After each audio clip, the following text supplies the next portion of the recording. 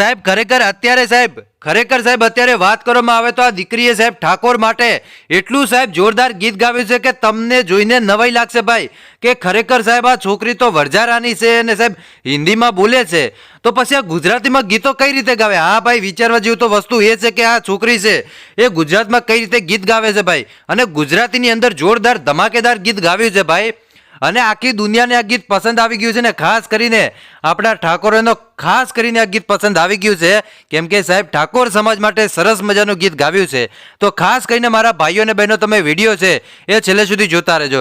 હવે તમારામાંથી કેટલાક લોકો એમ જ કહેશે કે આ તો એડિટિંગ છે. હા ભાઈ, મને ખબર છે એડિટિંગ છે, તમે એમ જ કહેશો, પણ આ કોમેન્ટ મારા ભાઈઓ ન આવી જોઈએ. હા ભાઈ, આ રિયલ છે એકદમ, અને સરસ મજાનું ગીત ગાવ્યું છે, અને આમ ખરેખર મિત્રો ઊભી બજારે આમ લોકો નાચવા મળે ને એ રીતનું ગીત ગાવ્યું છે. હવે ખાસ કરીને ભાઈઓ તમને આગળ આખો વિડીયો બતાવવાનો છું, એટલે ખાસ કરીને મારા વડીલ તમે વિડીયો છે છેલ્લે સુધી જોતા રહેજો.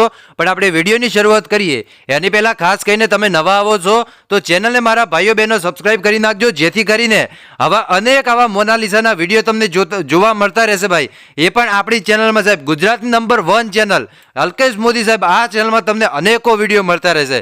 તો ખાસ કરીને આજે જ સબસ્ક્રાઈબ કરી નાખજો. હવે વધારે વાર્તા નહીં કરું ને વધારે વાતો નહીં કરું, તો સૌથી પહેલાં તમે આ વિડીયો જોઈ લો.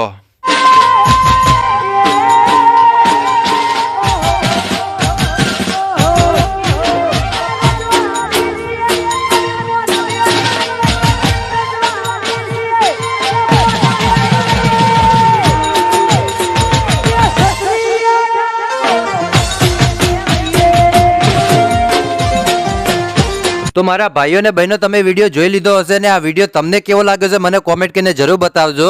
અને સોશિયલ મીડિયામાં સાહેબ તમને ખબર છે કે આવા અનેકો વિડીયો વાયરલ થતા હોય છે ને એ પણ આપણા ગુજરાતીઓ ભાઈ ક્યાંય પાછા ન રહે ભાઈ. હા ભાઈ, કાંઈ ન ઘટે, ગુજરાતી એટલે કાંઈ ન ઘટે ભાઈ.